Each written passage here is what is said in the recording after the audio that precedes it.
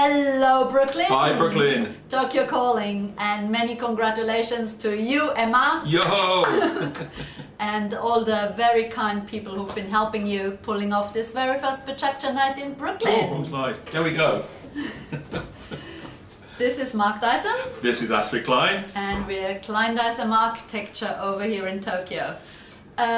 Many of you probably know what Pecha night is about, but just in case, we came up with it 11 years ago, and it's a very easy format. It's 20 images, 20 seconds each, and 6 minutes 40 seconds later the two chatty ones amongst us will have to pass on the mic. So this is probably one of the reasons why it got so popular around the world. Too many chatty architects. Especially in America. Gosh. And Pecha night is now in 774 cities. That's right. And this month is a bit of a slow month for us. We only got 63 events happening. Last month we had 97. We normally have well over 100 each month, which is pretty amazing when you think about it. Why has it become so popular, so successful? I think one of the reasons is, like in Brooklyn and in Tokyo too, there are actually very few places where architects, designers can show and share their work in public. Especially if it's your first project, maybe a house for your parents. You don't have 600 slides for an hour and a half lecture.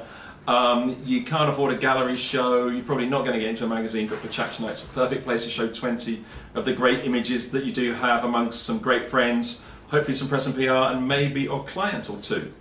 Astrid's going to let you know what Pecha means in Japanese. It's actually the sound of chit-chat in Japanese, as in Pecha, Pecha, Pecha. And yes, it is a bit difficult to pronounce, and people around the world get quite creative with its pronunciation.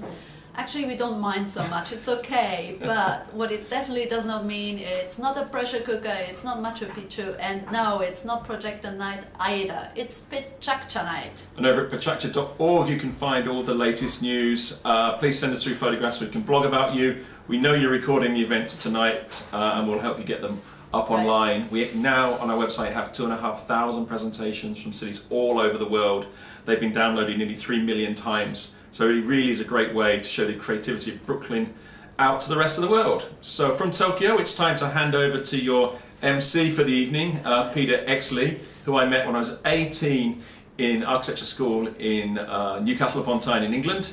My first friend really at university, so it's amazing. He's been running Pecha Night in Chicago. Even more amazing, his daughter's running it in Brooklyn, and even more amazing is probably the trousers he's wearing. So put your sunglasses on, guys, and over to you.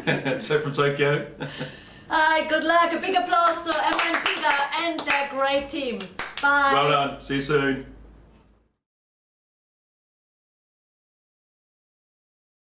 So this is my maternal grandfather, Leslie Wilson Maud, born on the eve of the First World War in the north of England.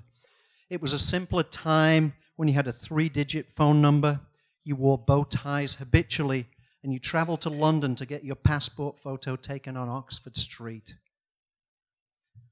Grandad owned a textile mill and journeyed the world selling worsted suit lengths in the 1940s and the 1950s. He spent days on airplanes leapfrogging across continents to sell wool cloth in the Middle East, Asia, and to my mind, the particularly exotic USA. In the year of my birth, he purchased me those slippers in Greece, and I wore these in my early childhood. My 1973 passport picture is a little more irreverent version of Grandad's. In school uniform, I probably ventured to the ammonia-odored photo booth in Knaresborough bus station to get that taken. Perpetually nostalgic for our youth and dismayed by the antics of current generations, here's a Pecha on shit kids don't do anymore. Like keep a journal of their summer vacation of a trip to Greece. This isn't a picture of me, but it's probably the kid I wanted to be in 1973.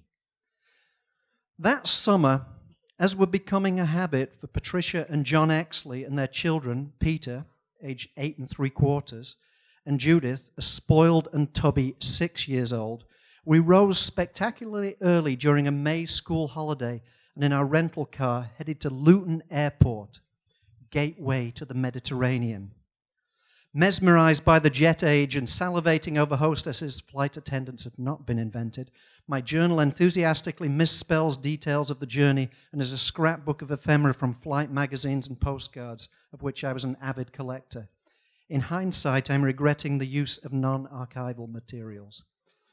We landed at Athens and had our passports checked. We went outside to catch a coach, I'm quoting here. We went through Athens. We did not see any ancient buildings. The son of an architect, I'd been primed with expectations of this trip to Greece. We got on a boat called Alice, where the sailors wore black trousers. The boat had 2 life rafts, both red. We stopped in Aegina, where there were quite a few ancient buildings. We went downstairs because it was getting cold upstairs, presumably on the deck. Judith and I shared some crisps, presumably a highlight for her to be fed. The boat ride continues to Methina, where you could only see ancient buildings. And finally, we arrive at our destination, Poros, and are home for 2 weeks, room 221 at the Hotel Serena, with a radio, balcony, 8 chairs, and drawers, some of which are spectacularly illustrated in this architectural elevation. On the hotel roof, I had a drink of orange with 4 ice cubes. Luxury. The next day is an exotic narrative of seagulls, fishermen's breakfast, bread, butter, and jam, cold ocean, hot sand, postcard purchases, and a visit to a discotheque for an orientation to the wonders of this Aegean island. All of this before dinner, English for lunch, where I had macaroni. My mother's version of this trip is equally captivating. A little brief for my liking, but the spelling and handwriting are impeccable. I'm sure this postcard arrived weeks after we had returned, but my grandma and granddad treasured it, and it exists to this day. A few days later, after dinner, we ventured into the local village at a cafe. I had Coca-Cola, magic. Then Judith, spoiled rotten, that's my embellishment, went and bought a doll. I had to be content with merely looking at a boat I would like to buy. Tea, English for evening meal, was soup, fish, and pasta. I did not want any pudding. Curiously, on a walk, we saw some real red Indians. Presumably they were lost.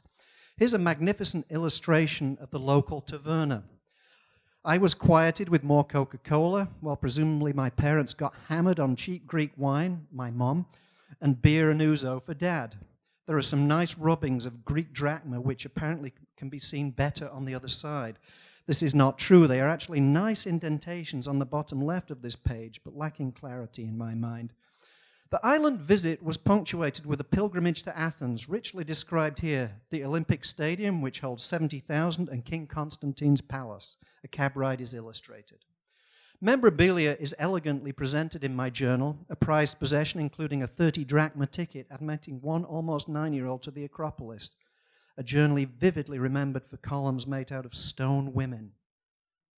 Mummy's detailed description focuses on the inferno-like temperatures of 90 degrees in the shade, unbearable for pasty northern Englanders.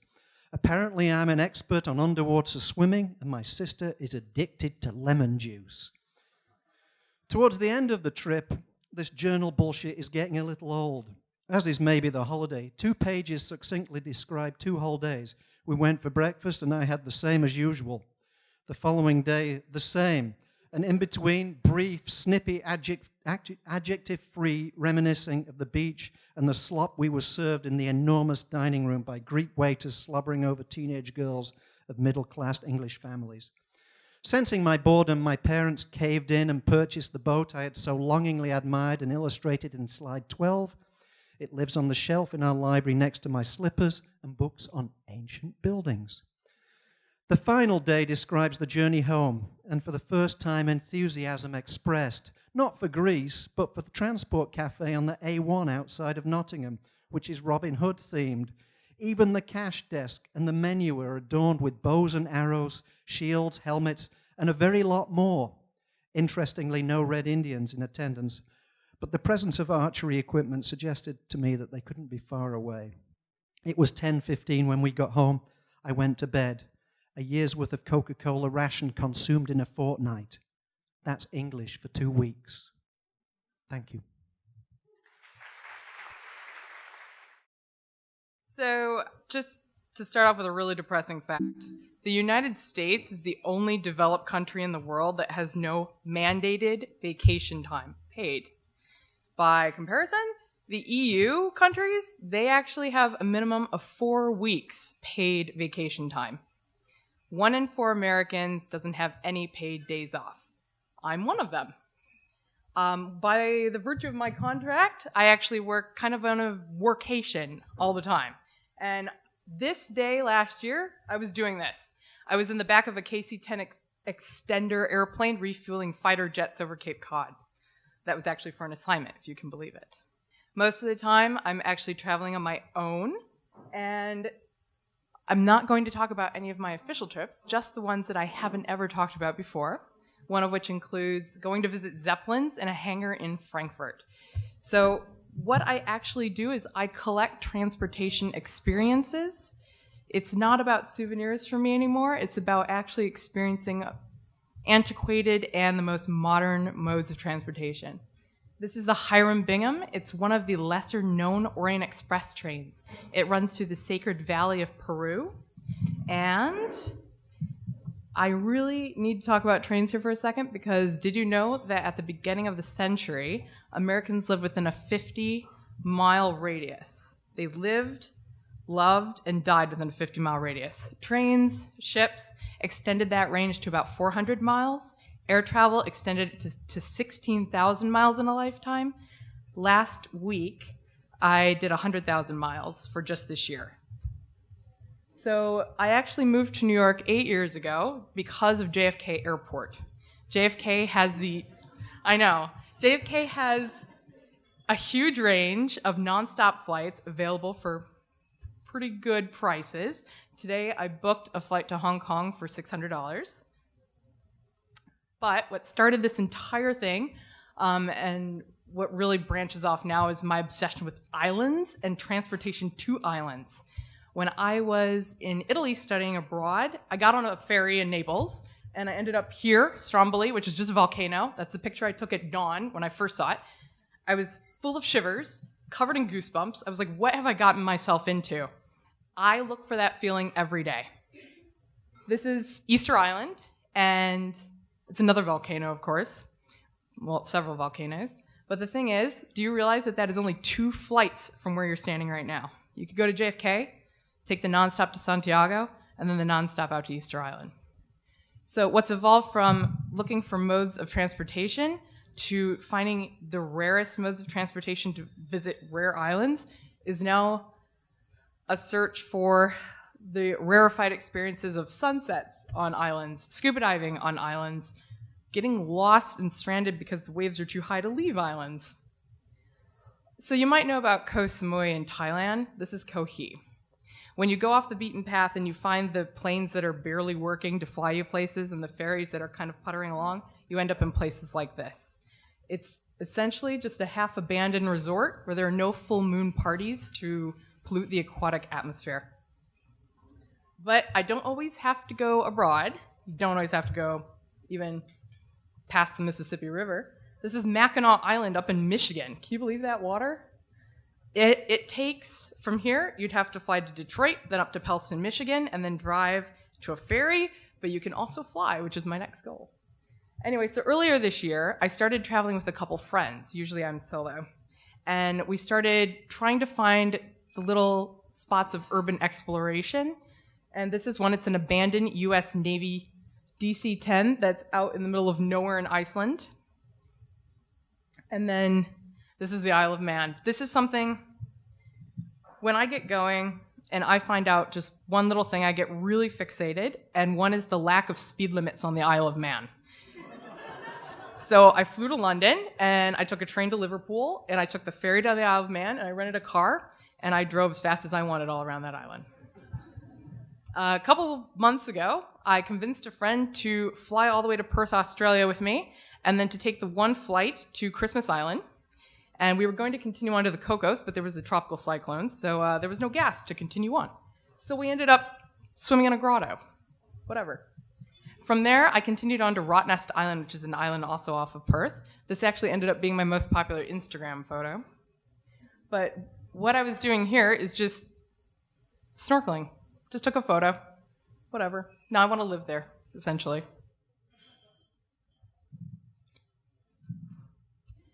Now, what the ferries, the ships, the trains, I'm past all that. I'm still gathering it a little bit. But this is the front of a de Havilland Twin Otter airplane, a seaplane actually, as we landed on this tiny island off of British Columbia. I had asked to sit in the front seat. Now it's about finding these small places that you can only reach by air, including this is the furthest, this is the southernmost tip of Tasmania. Nobody's ever really seen it from the air because my friend owns the airline, and it's the only one that flies over it. So you can drive there, but you can't ever see it from the air unless you know my friend. Now, just last week, I was here at Pelee Island. If you've been in the U.S. for a while, you probably know that the southernmost point of the U.S. is Key West. Most Canadians don't know where their southernmost point is. It's right here, Pelee Island, Lake Erie.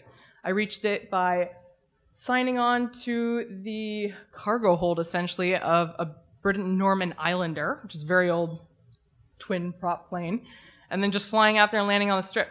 They don't even advertise on the internet or anything. Anyway, this is final. Also, when I was in Australia, my friend, he took me up in one of his planes, and we were just flying up the coast to Sydney, and he said, "You like boats, right?" And so we turned the plane, and we went out, and we went over that boat. And it was then that I realized that my map, which is just full of push pins of places that I've been, places that I've conquered essentially, has been wiped clean now that I realize I can fly to all of these airfields that I can't reach with commercial aviation. And so that's where the pilot in training comes in. So now it's about rediscovering the world, I suppose. Starting again. Today's my 30th birthday, so 30 more years of... Hi, everybody. My name is Brian. I'm a structural engineer, so this is going to be a little bit more organized. I'm part of a little-known company called Arup. Like the introducer said, we tend to do a lot of crazy things all around the world, so I'm really excited to show you some of our work. First off, I have a real confession to make. I am a geometry nerd. And when I Googled it, this is what comes up. And I don't know, being a Midwesterner, I don't know if I should be proud or embarrassed that the Midwest is known for their nerds. There are some distinct advantages of being a geometry nerd, though. I'm very good at mini golf. I can pack a car, and I'm excellent at that little game, 2048. Is anybody else upset that the 4,000 and 8,000 slides are also green? So after college, I really wanted to test myself, so I became a roller coaster engineer. And after about 6 or 7 coasters around the world, all the corkscrews start being the same. And so I reached out and found a company that would keep me interested, and it's Arup. Arup is most well known for creating this, actually. When all the other engineers in the world couldn't do it, Arup stepped in and figured out a geometry that could simplify this construction and make it possible. And it's actually pretty well summarized right here on this little slide. All of the geometry in the entire building is made from the exact same sphere. That means all of the pieces are identical, all of the pieces are interchangeable, and it makes fabrication and calculations before they even had computers a lot easier. But really what I was here to talk about is a little bit about organic geometry, and that's kind of an unknown word, so I'm going to try and use some definitions. Maybe it means using an organic species, but I don't know if like bamboo floors really count. But when you use bamboo, something like this, like we did in Hong Kong, you can really sense that it is part of nature and part of a great experience. So it's probably not just the materials, but a little bit of the geometry. And then here in Miami, we've just built the Perez Art Museum. And this is an inorganic structure. It's all made out of concrete and steel, but it feels organic because it has an outdoors component. It really allows you to sit and be one with nature in Miami hot sun. And we took that same example and we went even further and we said, what are the true essences of a building? And really, this is all you need in a concert hall. You need sound reflectors in only a few little places, and the rest you can leave to the panorama of Montana. Organic architecture, maybe it also means trapping something that's organic and creating a space for good things to grow. So this is a greenhouse we made in Virginia. But I don't think this one really fits my definition of organic geometry either. But this one does. We got this idea from a Chinese glazed pot. They like crackled glazing in their pottery. And it looks very natural, really fluid and amazing. But for me as a structural engineer, it's incredibly regular. And so this is the structure of what you just previously saw. And all of these crazy little diagonals are actually stairways and escalators and platforms for concessions and things like that. And so we make something very regular and very calculatable into something that's good. This is right across the street, another one of our projects. It's the water cube, and it's the antithesis of the bird's nest. This is blue, the other's red. It's square, the other one was curvy. And this one looks incredibly unique. And we got the idea from its essence, right? It's a swimming pool which has bubbles. So we looked at this, and this is actually an age, hundreds of years problem of how do you most efficiently break up space. And in 1993, somebody actually answered that question, and it's soap bubbles. It's hard to believe that they didn't know that before.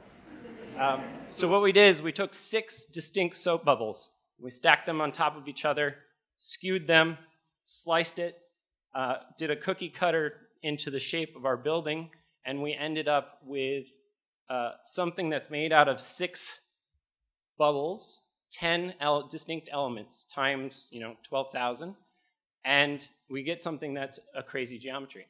And then at the Met 2 summers ago, I guess, we did the Saraceno at the Met exhibit, and it's the exact same geometry, but it's expressing itself as shape, not as a sliced version of the building.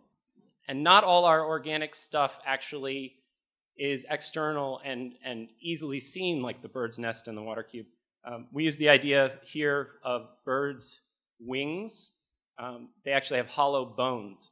And so we put hollow things in our concrete to lighten them, let them go farther, let them use less material. And this is an example of using all of those tricks. This is in Seville. We made a canopy over this old, dilapidated part of the city. And this uses wood, which is organic. It uses the waffle shapes, and it really ties all those ideas together.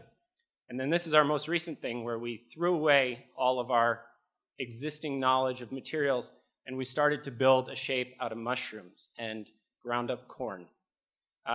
So here we are using organic structure, materials, new materials for new shapes, and thank you very much.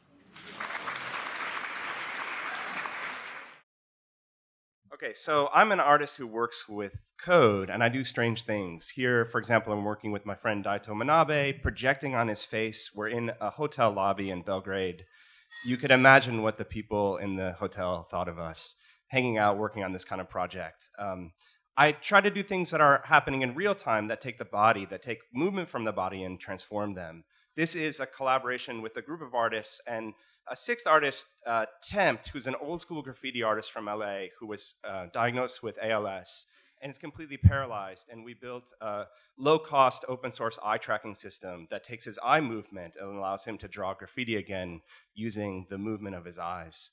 This is a recent project I created called Play the World. This is an instrument where when you press a note on the keyboard, it's finding that note in radio stations from around the world. So it's listening to radio from all over the world, and that note could be coming from Nigeria or Siberia, from Brazil.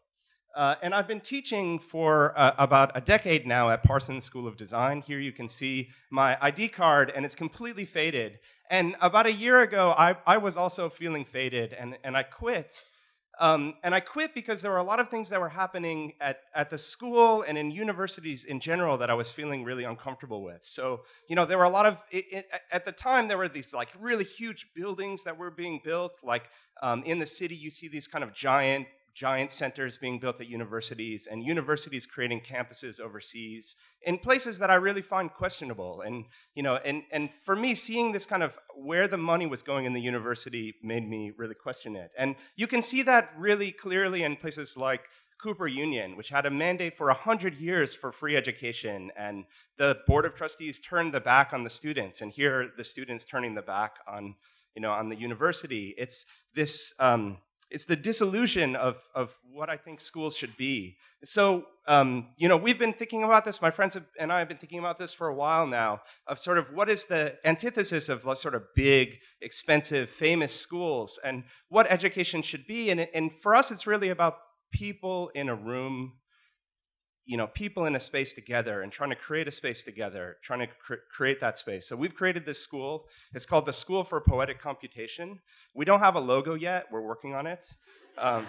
If you have ideas, we're all ears. And it's really about poetry and thinking about the word poetry, which for us is a great way of describing this work that we do. Poesis is an ancient Greek word which means to make. And the thing that I love about poetry is always in the back of the bookstore, right? Nobody's getting rich writing poems. It's this place, this sort of, it's about language, and it's about the right words in the right order, and that's what we think about when we're writing code and doing things with code. And we start the school with language. So actually the first thing that we do as a school is we sit all together and we just write questions, just all the questions that we have in our head. And we start the school with questions rather than answers, that it's about questions, and the questions lead to conversation, and the conversation leads to knowledge. We have, and the biggest question we had is, how do you create a school? And for us, it's like this picture of the whiteboard, I think, is really the most emblematic picture of what a school is. It's about creating this space, and the whiteboard was about self-organizing, by actually saying, like, we're in a space together, dividing the time and creating the right environment. We had visiting artists come in. So here's an artist, Brian House, who's a sound artist who works with data. And for us, it was really beautiful to meet these heroes and have them come in and show their work and kind of get us all inspired and really show us how you can promote your work through your values. And also, when people think about code and programming, you think about computer screens. And we tried to do everything away from the screen. So we were building the roots of computation, actually building computers from scratch, learning about half adders and adders, and how do you build a computer, and learning about binary numbers with objects, thinking about everything that gets you away from a computer and working with people and working in space. Here we're learning about image processing, where the participants are actually pixels, and we're learning about what goes into an image and how you work, how pixels can relate to each other by actually being pixels, not looking at lines of code, not sitting in front of a screen, not sitting in front of a keyboard, but actually being in space together. Every day about 5 p.m. is this time, we call it the golden hour, and it's this magical time of sunset, and usually it's like spontaneous dancing, and really like strange things happen during the golden hour. And that's the thing, like, about creating a space, is that the space creates these situations you can't predict.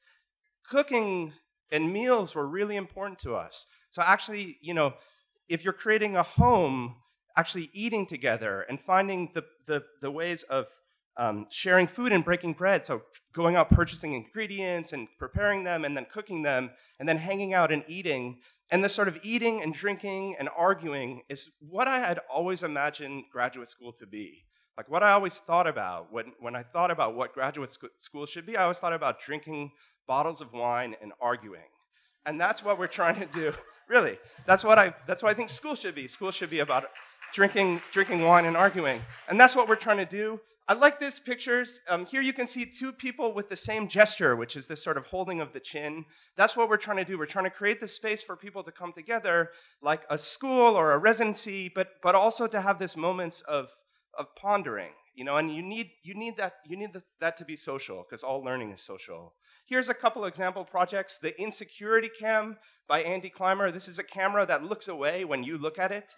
And Taste It by Simona De Rosa. This is an investigation of ingredients and computationally figuring out how far away the ingredients are and creating a menu through code. So writing software to create a tasting menu.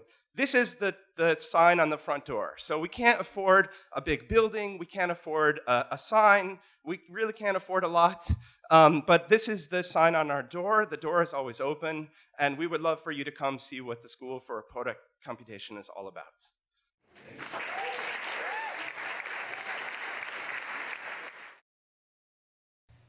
So I haven't presented this idea ever before, or any idea ever before, and I haven't done Pecha ever before. So this is very much a work in progress. So I apologize for the bumps in this. I just finished it today.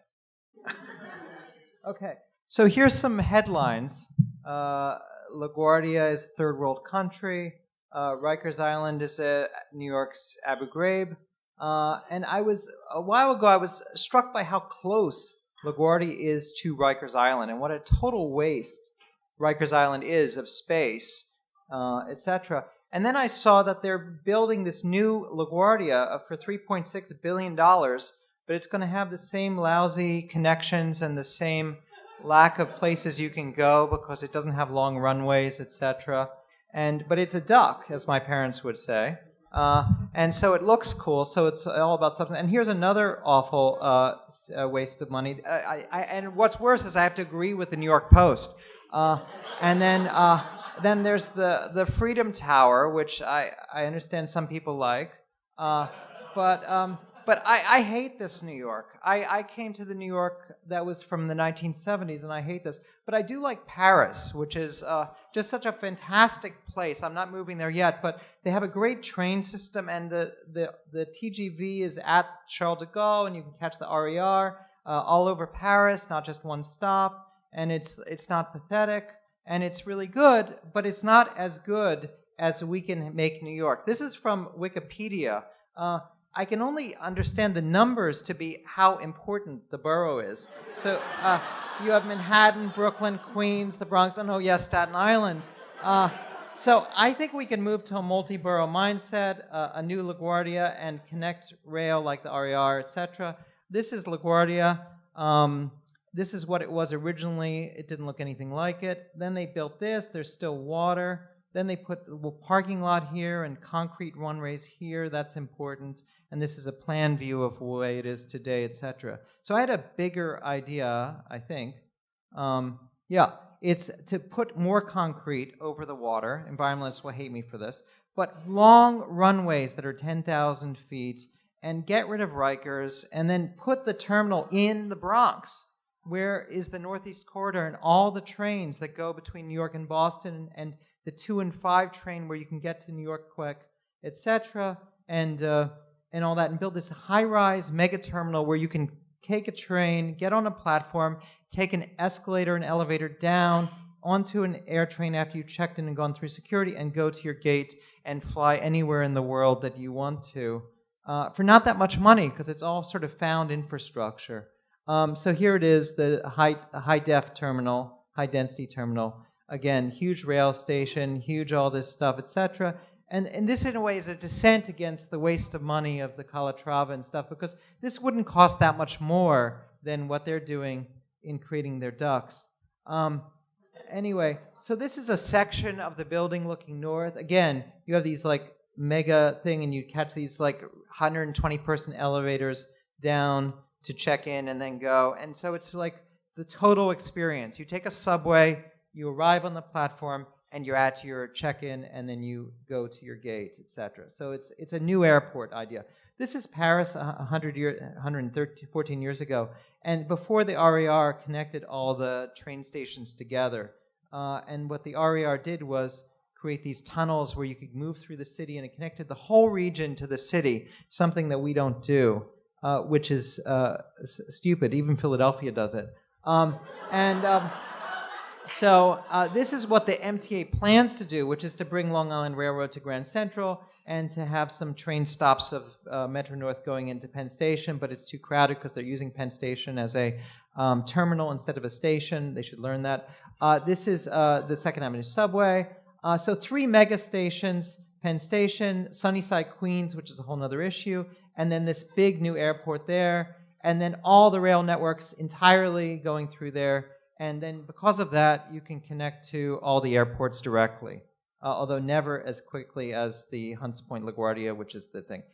This is the same basic idea with this mega train where, and also this is important, people, businesses can only be in Manhattan because their workers come from the suburbs, which means that they can't come into New Jersey and then come out to somewhere in Queens or the Bronx or whatever. So New York is very centric that way. This would change that. So it'd be one region, develop the Bronx and Queens, and workforce friendly, et cetera, as I just said, and then full transit. And then you could create new convention center in this big, huge Sunnyside, Queens, which is like multiple times the West Side Yards development site. And this is all my sort of nerdy stuff of how I'm doing it, but I don't know if it's that interesting. But anyway, so you can stop and change the train, fix up the trains at Hunts Point and keep Penn Station moving, basically. And then it's like huge yard with like lots of stuff and things like that.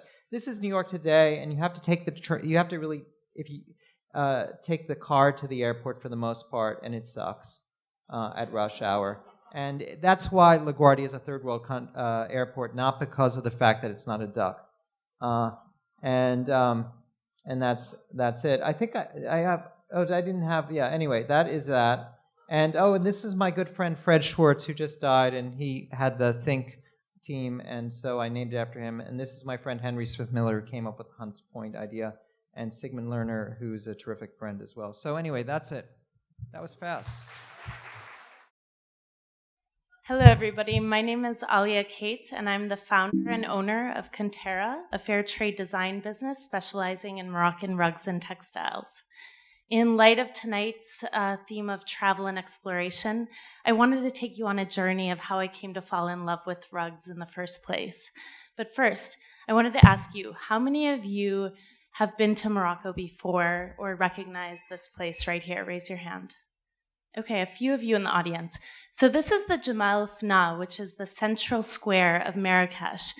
From here, this is the portal into the city's winding market streets, and visitors who've been here have stories of being asked for their hand in marriage in exchange for camels, or buying that rug they didn't even know they wanted. That's the Morocco of the stories, but the Morocco that I came to know is a little different. I first went to Morocco 10 years ago. I was young, impulsive, brash, and broke, not a good combination, and I got taken out to the desert by these Berber blue men in a story that would make my mother cringe if she heard it now.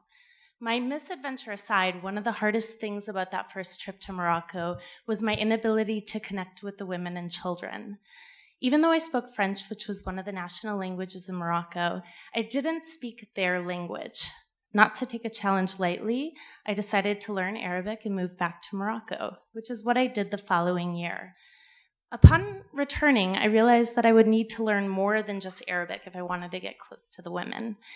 In a country that is known for its craftsmanship, weaving is the only craft that is performed solely by women, so I decided to start with the rugs and the weaving. And more specifically, I started with the designs and the symbols that I saw. And it wasn't just the designs and the symbols that I saw on the rugs. It was the designs that I saw that were etched onto the foreheads or onto the hands or the forearms of the women that wove the rugs. While tattooing is not really a common practice anymore, this woman still proudly bears her tattoos, saying that it's her Berber passport.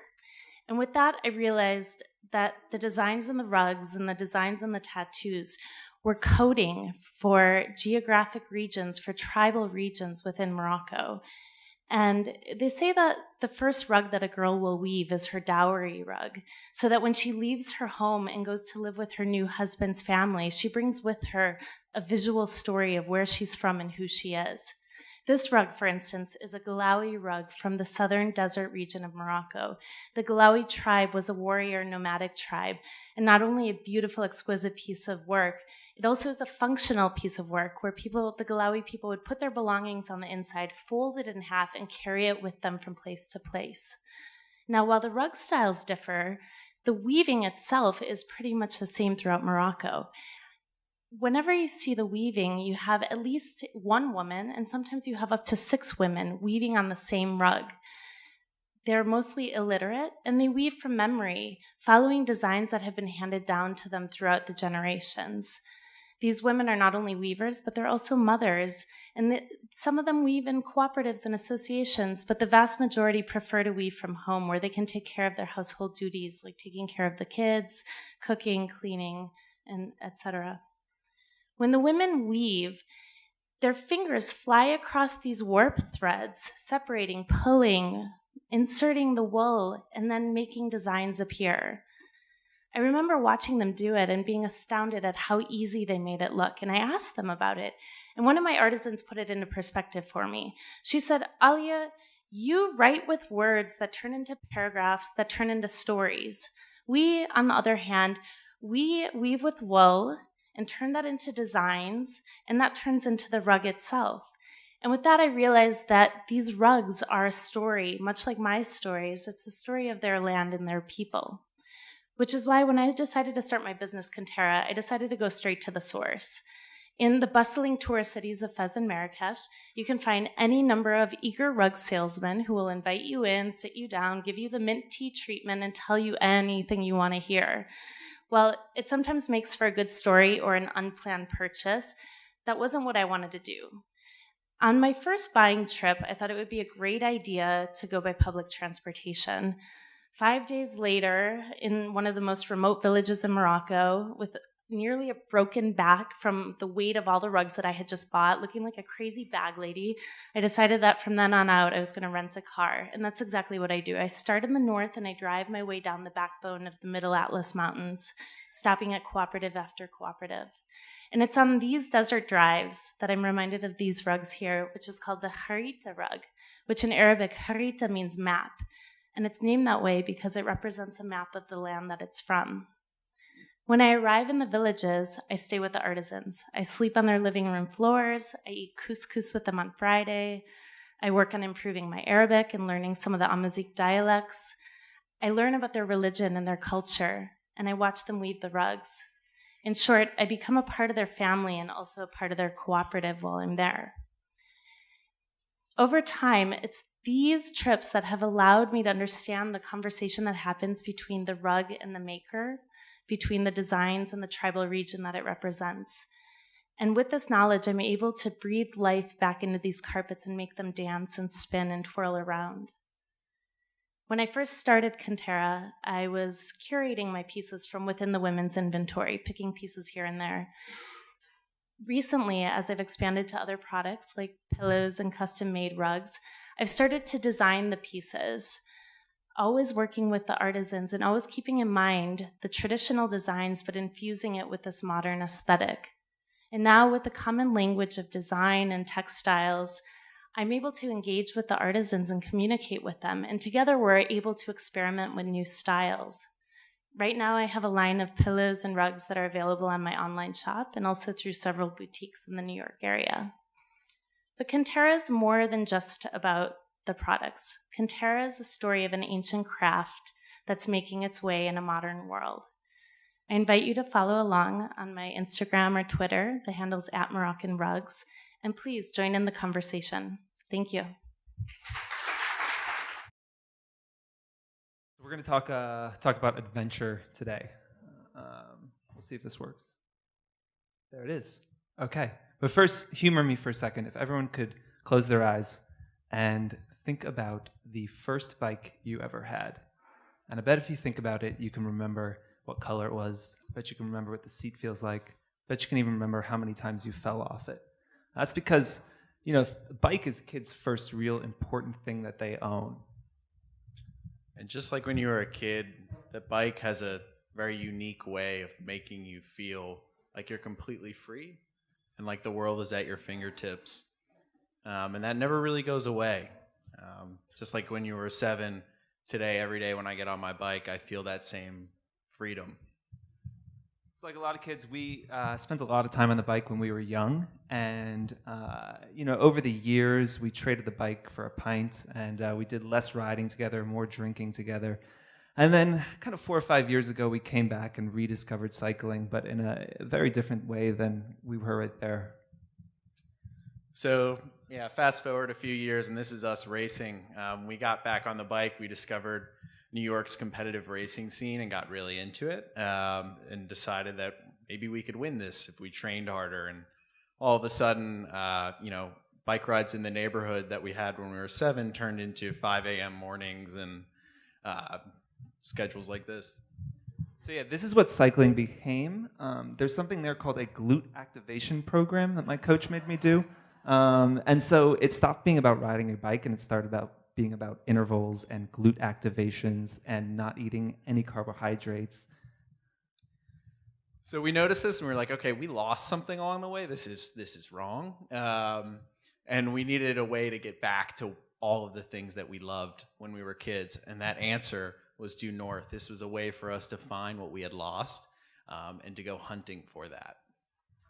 And so the manifestation of that, the way we were going to do it is we were basically going to grab a van, a bunch of friends, we were going to go upstate, we were going to camp out, we were going to ride hundreds of miles and film it all and make these videos and try and inspire other people to maybe take the race numbers off every once in a while and just go out and have fun with your friends and try and find some sort of adventure. So if you remember, if you're like me, when you were 5 and you decided, I'm running away from home, and then got down a block and was like, I didn't even bring shoes. I'm not going to make it. Hunt One, our first trip was kind of like that. But what it was, although poorly planned, was a really great experience with a good group of guys, a 15-passenger van. And we came home and told that story through video, and it was a success. Yeah, and so people, we were really surprised. People were really into it. They wanted to see more stories. And people were really connecting with the idea, again, of just kind of going out with your friends and doing something unique. So on the next 2 trips that we took, we decided that we had to kind of take this thing a little bit further. And we started going to new parts of the country and involving new people. You see, we even got matching jerseys, which is like super cool. And this whole thing started to seem, a lot more legit than it ever had. And maybe we had something here.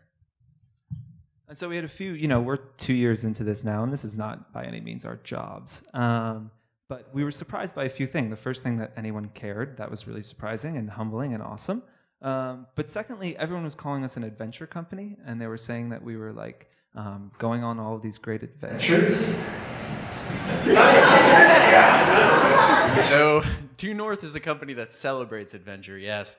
The only problem is that we've never actually been on one. A better way of describing our trips are well-orchestrated photo shoots, where we try and get a short documentary video out of that. And to illustrate that point...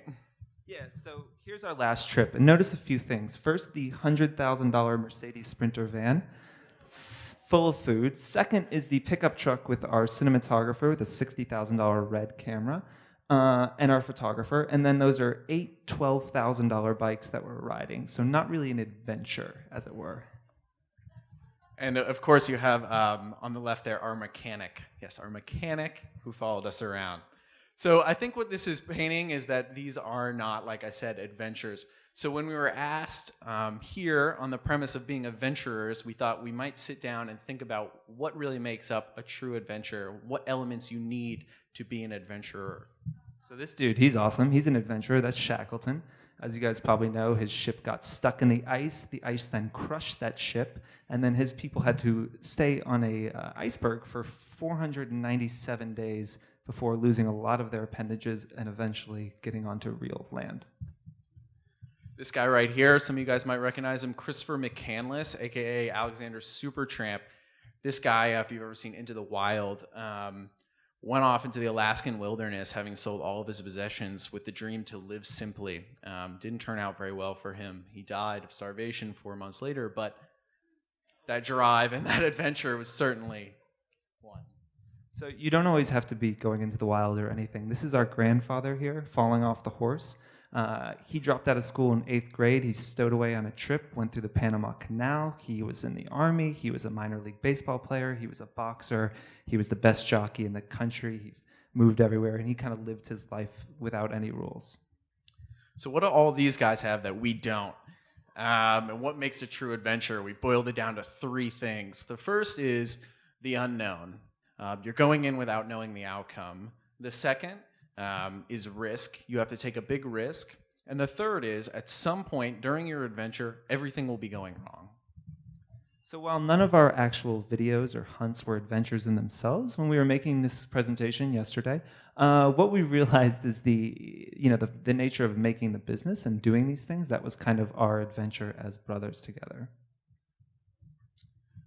So what we want to leave you with and what we have to say is that you can't plan like we tried to an adventure. It won't happen. Don't try it. What you can do is live in a way that allows for adventure. Embrace the unknown. Be ready to take a big risk. And when everything's going wrong, remember that there's a reason you started it, and that's your adventure. So tonight I want to talk about not just saying yes to cupcakes. I actually want to talk about the power of saying yes. I found in my life that when I say yes, especially in the face of fear, it takes me on this amazing journey to find my identity. So for me, saying yes has always been a catalyst to something cool that was going to just change my paradigm and stretch my experiences and make me a little less fearful the next time. So I always wanted to help people, and I wanted to travel. And people told me my whole life that you could only travel if you were rich. And when I went off to study psychology in school, they said, well, you're never going to make any money doing that, and you're not going to be successful, so you're not going to get to travel. And so I am actually from a small town. This is my theme song here. And so I had these big dreams of being able to do both. I graduated from school, as they said, made no money.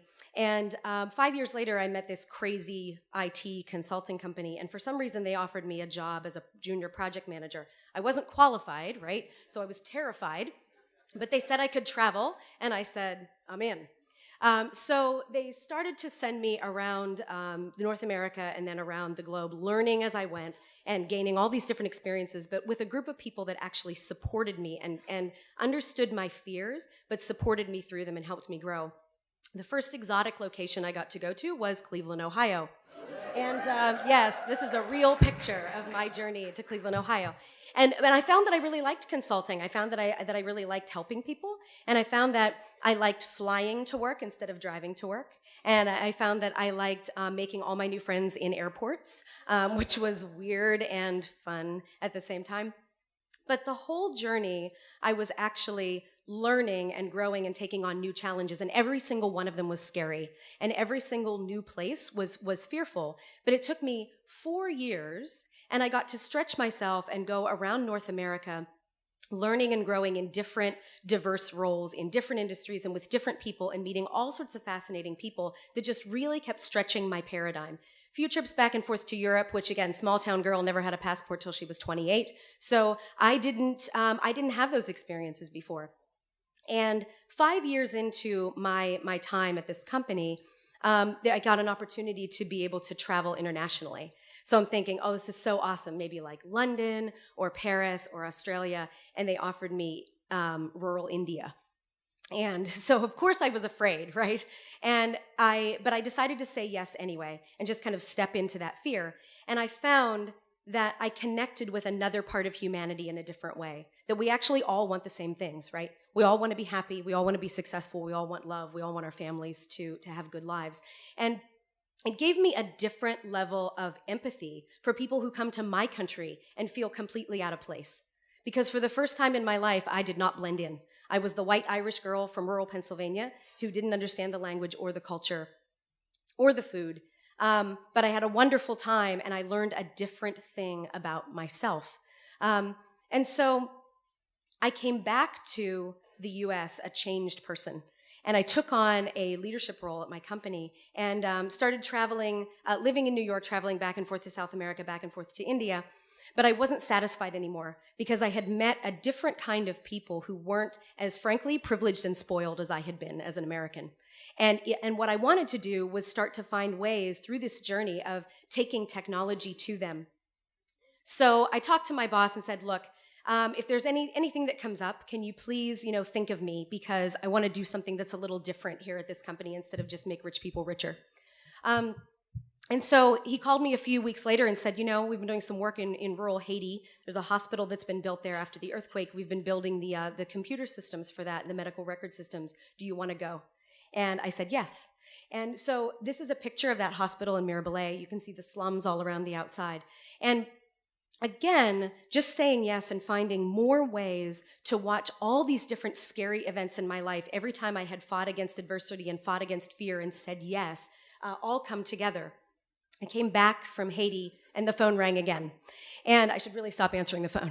And the phone rang again and my boss said, the Minister of Health for Uganda has heard about our work in Haiti. They want to come to your office in New York and talk about what they can do in technology for literally the poorest of the poor of their citizenry. Will you facilitate for 2 days? And I was terrified. I didn't know anything about diplomats, but I said yes. So they came into my office. We facilitated for 2 days, talked about how they could actually get technology in the hands of their rural clinics. And all of a sudden, the pieces were starting to fit together. The pieces of 10 years of this journey were starting to come together and help me realize that what I really set out to do to help people, I could now use everything I had learned in technology. And the journey ended with taking 15 days and traveling around with the Minister of Health through Asia looking for hardware partners, and I represented them as the tech partner. And it was so humbling because, remember, I was the girl from a small town who wasn't ever supposed to accomplish anything. But I said yes. So I want to leave you with 4 lessons. One is just say yes. Just step into it. Like, what's the worst thing that's going to happen? You're going to mess up, so what? But if you say no because you're afraid, you'll always regret that. Say yes. The second one is surround yourself with people who actually believe in you, in your aptitude, in your capabilities, and not just your experiences. Philosophers and theologians, they call this speaking words of encouragement or speaking words of life over people. Surround yourself with good people who do that for you. It will mean the world to you. And then the third is, what do you say about yourself? Do you speak words of life over yourself? Do you actually look at yourself in the mirror and go, well, you're not strategic, you're not a visionary, you're not ever going to be a CEO, you can never do this, you came from a small town, no one ever believes in you. Stop that. Speak words of life over yourself. Speak words of encouragement over yourself and actually believe in you. And then the fourth is, don't be afraid to shift your paradigm. Step out of something that is so comfortable into something that is so uncomfortable and just embrace it. And from my own personal experience, I can tell you, if you are willing to admit that you have biases and admit that you're wrong and shift your paradigm and actually say yes, it'll take you on the most amazing journey of your life. Thanks. The essence of an explorer spirit rests in everlasting curiosity and quest for answers. It is a travesty not to share in the knowledge acquired during such adventures. When one person, for whatever reason, has a chance to lead an extraordinary life, he or she has no right to keep it for themselves. Jacques-Yves Cousteau. He was just such a person, an adventurer, a pioneer, an inventor, and he inspired hundreds of millions of people for over 50 years all around the world through the lens of documentary filmmaking. My name is Fabien Cousteau, and he was my grandfather. And with this, I grew up in a very unusual situation that gave me a foray and a real appreciation for the undersea world and what that means to all of us here on the land-based. As a family growing up in places such as the Amazon River here with a caiman or Papua New Guinea or other things, it's a real privilege to be able to bring back these very unique experiences to the rest of the world. But up until recently, we were only able to do that through traditional medium. And to highlight the human-ocean connection is of paramount importance. Diving gives us a foray into the undersea world, but it also has an Achilles heel, which is the lack of time. Jules Verne's 20,000 Leagues Under the Sea gave me an idea. why not give us back that luxury of time by living at the bottom of the sea and exploring that world in an unprecedented way? So I decided to lead a mission called Mission 31 to bring my team to live and work underwater for a full 31 days in the world's only undersea marine laboratory. Why would I do this? Because it affords us the luxury of time to reach unique and alien places in a way that we never were able to do so before. As we moved in, a school of eagle rays, which are normally pelagics or traveling animals, ended up sticking around for the full 31 days to see what we were doing. Now, we were able to use some cutting-edge technology to get better insight and go farther, deeper, and longer, such as this Didson handheld sonar device that gave us, with a heads-up display, view of things that were just invisible in the dark. Now, beyond that, we're also able to use the Pulse Amplitude Modulated Fluorometer, or PAM for short, which gives us a real-world pulse of how coral reefs are doing in the face of climate change, acidification, and of course, pollution issues. Such a long period of time working down below, we also had to monitor ourselves, and our scientists and myself were able to use consumer accessible gear such as this Muse, which gives us stress levels and exhaustion, as well, of course, as our very own pulse. And the reward for all of this is being able to share this adventure and the discoveries with things such as cutting-edge prototype high-speed edgertronic cameras conceived by MIT engineers. This gives us a new and interesting perspective on what animals do in blink of an eye. And of course, we were able to get access to the very rare top-of-the-line 6K Red Dragon camera, capable of shooting 8 times the quality of HD. This really does give us a real-world perspective in a way that's never been done before. For the first time, we were able to invite the world live for the first time on a Cousteau expedition. Yes, live from the bottom of the sea. And we had cameras spitting out this imagery from inside the habitat as well as outside and on our very own helmet cams. So the luxury of time. This is a screen grab that gives us an idea of the fascinating dynamics that happen only when we're not around, unless you have the luxury of time down below and are able to capture those things, if you're lucky enough, while they're happening. And of course, because we had Wi-Fi, we were able to do up to 12 Skype in the classrooms a day when we're not diving, and that gives us a real ability to share with young people what's happening down below. We could even beam those images up to the net and to our website in real time. And to reach beyond our little circles, we enlisted the help of some of our friends, which much bigger social circles than we do, such as Holt McCallany, Adrian Grenier, Ian Somerhalder, and many others who were kind enough to help bring that human-ocean connection to their circles.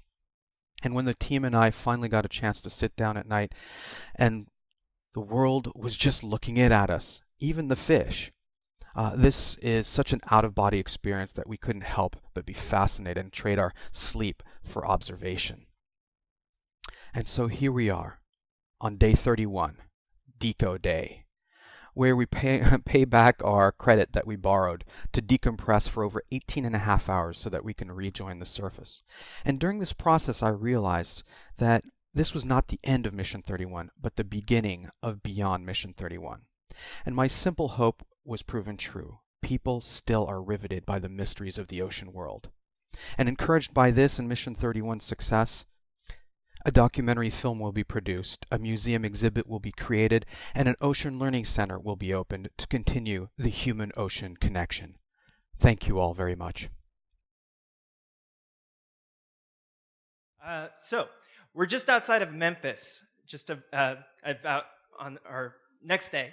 And there's ice on the ground, and we're going about 5 miles an hour, and we're on this bus.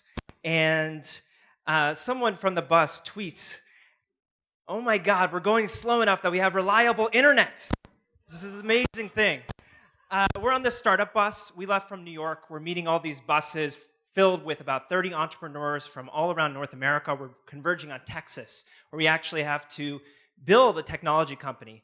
Those 30 entrepreneurs, they form smaller teams, and those smaller teams have to build a minimum viable product. They have to actually build a business plan, a marketing plan, and at the end, they have to pitch in front of real investors. People like Guy Kawasaki and Robert Scoble were judges this past year.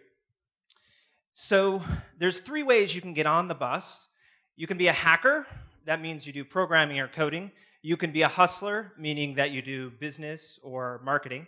And the third one, I didn't come up with the names. It's called hipster. That's what they call designers. I apologize because I know a lot of designers and I didn't come up with the names. But all of these buspreneurs, they have to, they're recruited by the conductors. I was one of the 2 conductors from New York, myself and Alice Eng. We had about 150 plus applicants from New York, and we took 26. So it's a pretty competitive thing now in its 5th year. Now, the first time I got involved with Startup Bus, it was 2012. I had just started my first company. And if you have ever started a company before, the first year is kind of shitty. You don't know what you're doing. You're not making a lot of money. And I was a little bit lost. I knew that I wanted to help creative people get involved in technology, but I didn't really know how to get there. I wanted to write, I wanted to teach. And I'm at this co-working space, and I meet this guy named Mike. And Mike says, dude, Nate, you know what you got to do? You got to go on the startup bus. But Mike was this like tech guru guy. He's been in startups since the 90s, okay? And he's this programmer. He's just been around for a long time. And I went to film school, okay? I know how to build a WordPress site, but I've never built a technology startup. But Mike lets me on. I had to borrow money to go on the bus. I was a hustler. And at 5 a.m., we leave from New York. And this is 2012. Mike says, everybody has to pitch an idea. And I'm up in front of this bus full of people, and I'm going, I don't know what I'm doing here, because I didn't get trained for this, but I just kind of go with what I'm going through, you know? And I say, has anybody really been down before? You know, did you ever wish that you could just push a button and just find happiness? Well, this resonated with some people. We found some designers and developers, and we came together and fleshed out this idea into a real app. It's called Hapster, and Hapster is built off of this networked effect of happiness. The idea is you geotag your location with your happiness, and other people are inspired by it. Did you know that, you know, if you're finding people in your network that are happier, it increases your happiness by 10%. Now, Hapster never became a full-fledged company. We've all since moved on to other things, but it was really, you know, a big success for me and our team. We got a lot of attention. We got a lot of press. You know, we had 10,000 users in those 3 days during the competition, and so it was a really kind of just new experience. The most important thing, though, for me with Hapster was that I just bonded with these amazing people. I now have friends for life that I met on this bus, and it was the first time that I really saw this kind of creative project from beginning to end. Believe it or not, aside from my terrible introduction, fumbling with the mic, I was actually the pitch person. I had to go up in front of real investors and sort of pretend that Hapster was this real company and really sell the idea. Now, I teach a lot, and so I'm in front of groups a lot, so this is sort of nothing new, but you know, I'll let you in on a little secret. When you get up in front of crowds, like let's say you're on a stage, people sort of think you know what you're doing.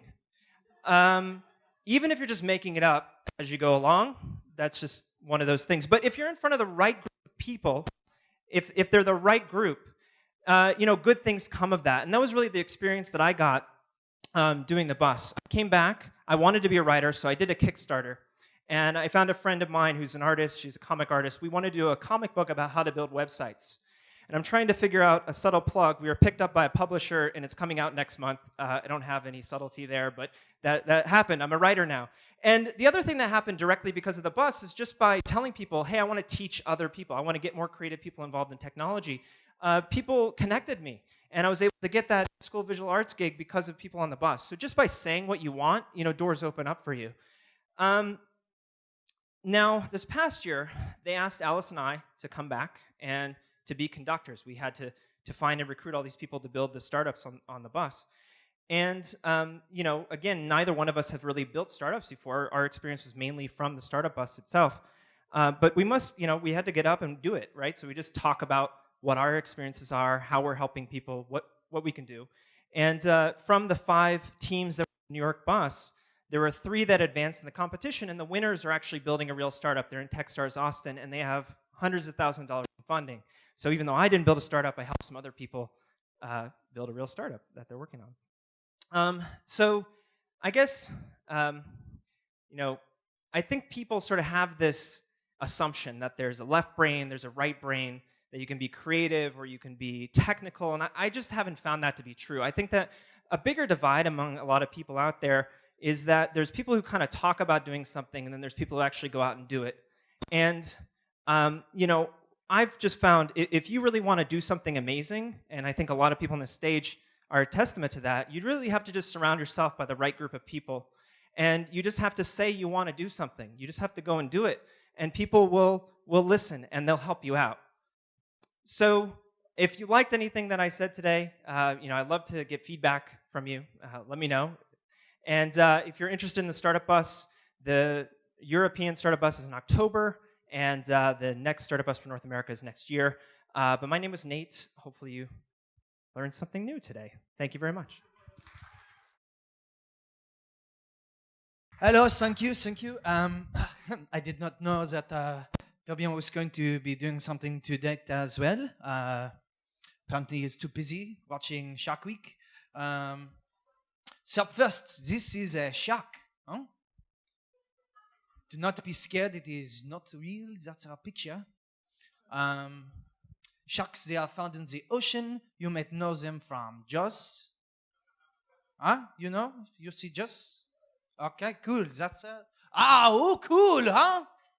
That's a submarine. It looks like a spaceship, but for the ocean. Huh? So you get in that, and there are 3 people in there, and you can go under the water, and you breathe. Huh? What a neat thing that they have here. Okay, well, look who's here, Mr. Popular. Mr. Too Cool to come here, huh? Oh, he's looking out the window? I'm not impressed. Frankly, 100% not impressed. A turtle? Who loves turtles? Good. That is not a teenager or mutated. It does not know ninjutsu. He's just happy. Well, he kind of looks mad. Oh, a boat! So boats, they are a lot like submarines, you know? They are buoyant, they go in the water. They float on the water. I drew this picture just so you know. You go on a boat and you can go into the middle of the ocean and just look at things. Oh, how pretty, huh? There's a fish called reef. Coral reef is like trees, but again, for the ocean. Fish, those are like people, but for the ocean. You understand? Okay? The next slide. Oh, another turtle! Who does not love turtles? Look at him. So grumpy. Huh? So grumpy. What, did Super Mario jump on your back? Huh? Is that why you're so upset? Huh? Then he kick you and ride the Yoshi. Oh. Grandpa Jacques, you know? He loved to smile. He loved hot air balloons. And he loves the ocean. He was a cool guy. You could go, hey, do you want to smoke weed? And he'd say, sure, why not? Look at these lovebirds, huh? These are not birds, you fools. These are dugongs. Look at them. Talk about a 5-head, huh? Right? Oh. They love each other. Oh, speaking of Shark Week, Discovery Channel is building. Huh? Can we see Fabian in there? Huh? Is he in here? Is that him right there? It is not. That's an empty window. If you look real hard, you still cannot see him.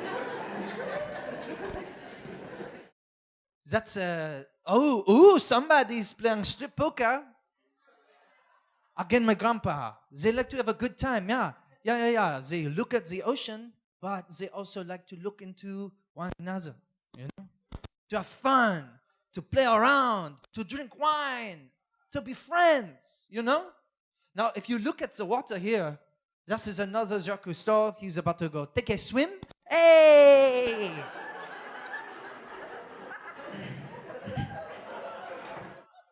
I am feeling like I am with my grandpa right now. This water is not that cold. I thought it would be colder than it is. Oh, private moment. Don't look. Oh, they're having kissy time, huh? Are you aroused? I take the silence as a yes. Oh, look at Free Willy. He's about to. Oh, everybody's favorite fat kids, the manatee. They're so funny. Look at them. He's looking like he tell a joke to his friend. Huh? It could be, your mama's so fat, and then he goes, your mama also so fat. Papa fish! This is one of the most deadly animals in the world. 100% a fact. Its toxin is over 10,000 times more deadly than arsenic. So no joke there, I'm giving you a fact. Don't. But they're also cutie pies. Oh no! This is the infamous land shark. I'm kidding. That is my corgi. His name is Brad Pitt. And I dressed him up like a shark because it looks like he's being eaten by a shark, but you can also see the sadness in his eyes of having to wear this. Uh-oh! Somebody had a good time with their lady friend, huh? And he's happy about it. If you ever want to look at the penis of a whale, it looks like a lizard's tail, like the tail of a dragon or something. It's really weird. Oh, cool! This is called a spider boat. It's a boat. I should not step on this. It's too nice. It's a boat, but it's also a spider. You see, and that cool guy is like riding on top of it. He looks like it would park in here, you know? Because this looks like a supervillain's lair. And Sharknado. Oh, this is a joke I made for you all. You know? Because this is not real.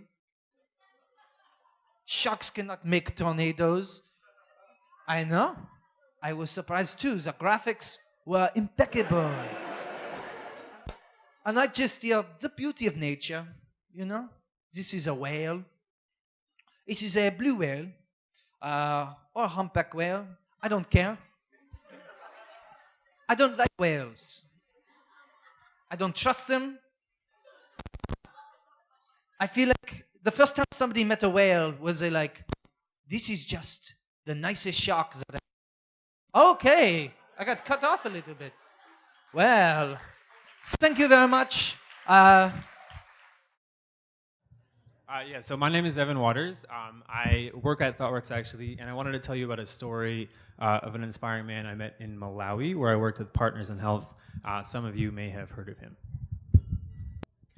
So a few years ago, I was working at Partners in Health in Malawi. It's a country in Central Africa. It's about the size of Pennsylvania. It has about 15 million people. It's a pretty rural place, and actually I hadn't heard of it other than the fact that Madonna had adopted a child from there until I got the job and moved down there back in 2007. It is a place where a lot of kids go to school for primary school because it's free.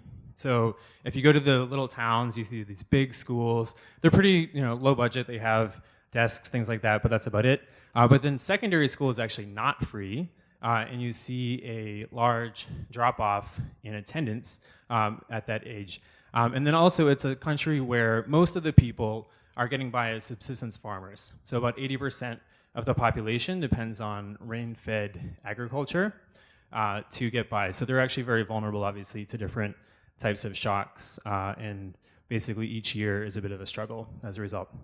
So William Kamkwambe is a typical Malawian boy.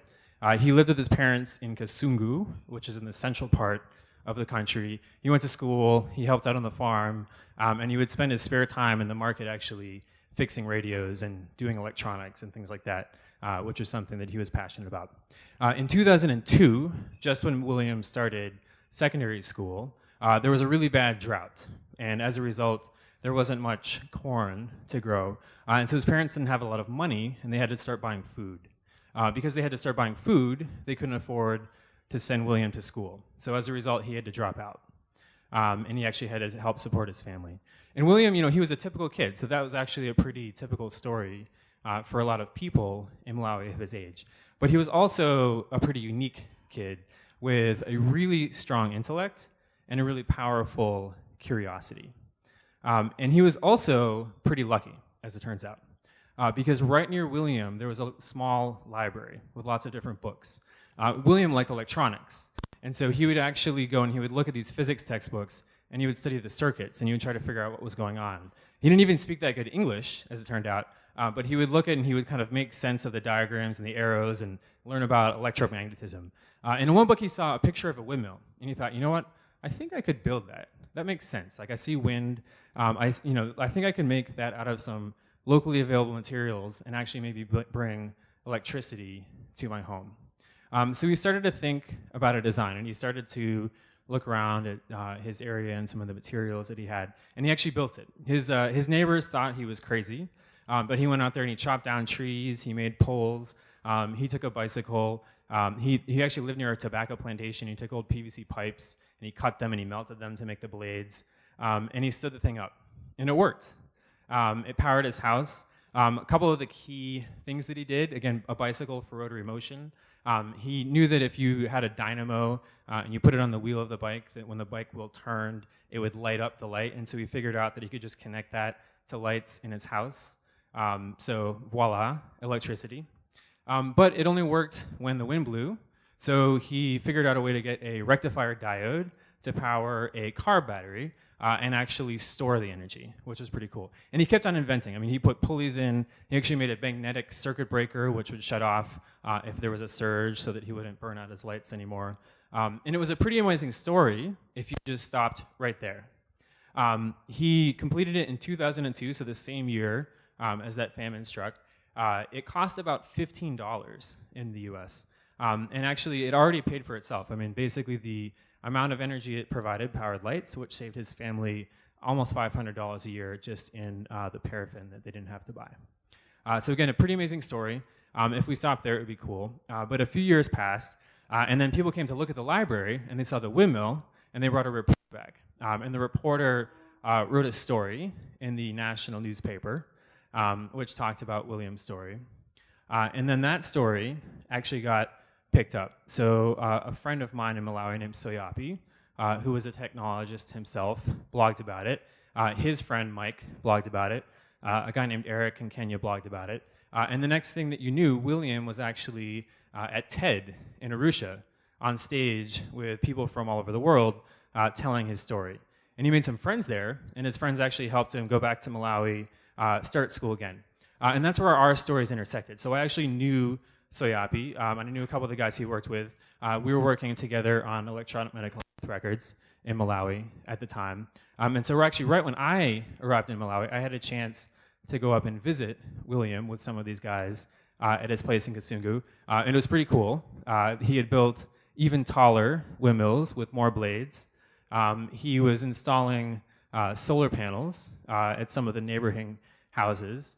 And you could tell there was this little kind of energy buzzing around the place. And it was just an amazing experience to be there and see, what this kid had made. And so the story took off from there. So the Wall Street Journal actually met him in the Longway. His article was published. He ends up going to school in South Africa. He ends up getting connected to an author. And then all of a sudden he's on stage at The Daily Show giving one of the best interviews I've ever seen with Jon Stewart, making him laugh. He goes on to Dartmouth. When he was seen on The Daily Show, they contacted him. He checked it out, liked it, cool. And he actually just graduated from Dartmouth, and now he's going to become a fellow with IDEO.org, looking into renewable energy for places like Malawi, where he comes from.